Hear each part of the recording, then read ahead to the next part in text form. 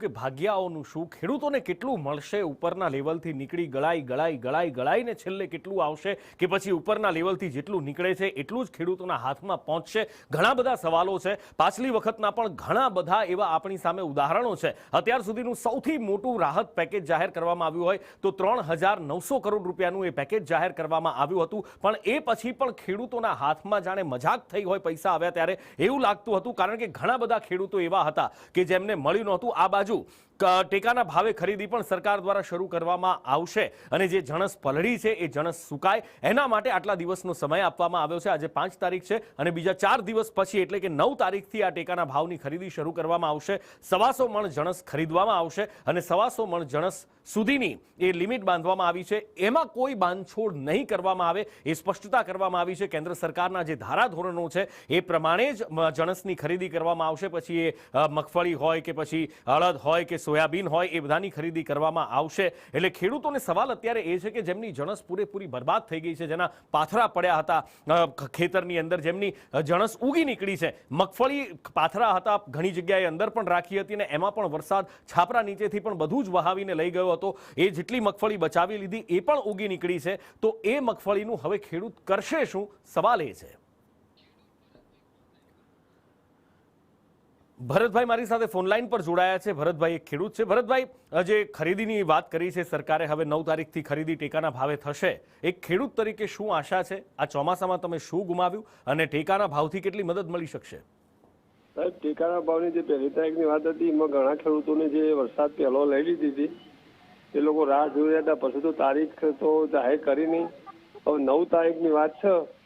જેને વરસાદ પેલો 2% બહુ નહીં, 2% મગફળી ખેડૂતે છે એવી આપશી.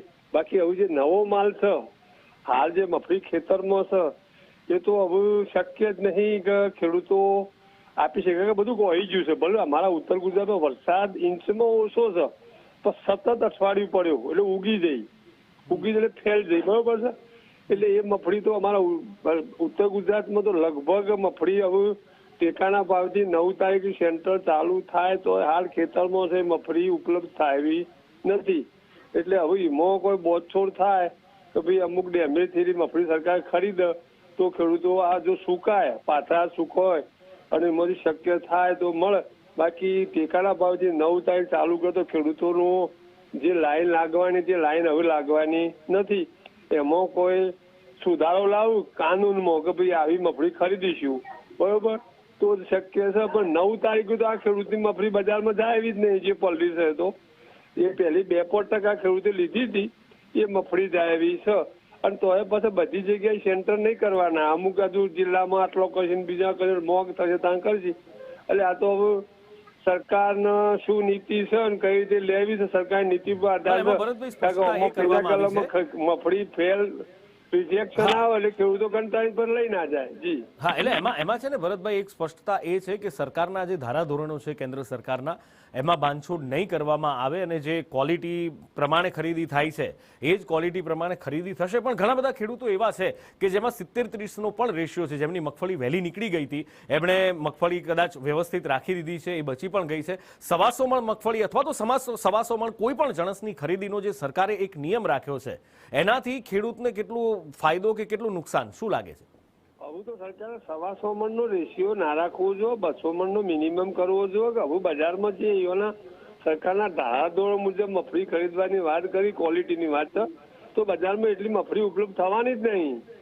જે આ લોકો 70 કરતા હવે 125 મણ, હવે બજારમાં જે લાઈન લાગવાની હતી હવે લાઈન લાગવાની નથી. 200 મણ લેવી જ જુઓ. જે ખેડૂતને 5-10% એડવાન્સ લીધું છે એનો માલ લેવો જોઈએ. કે હવે નવો માલ જે પાછળ પલટી ગયો તો આબારો નહીં, એ તો ફેલ ગયો, માટી થઈ ગયો. એટલે સરકારને એમાં ફેરફાર કરવો જોઈએ. એકની એક લીટી દોરી રાખવી જોઈએ નહીં.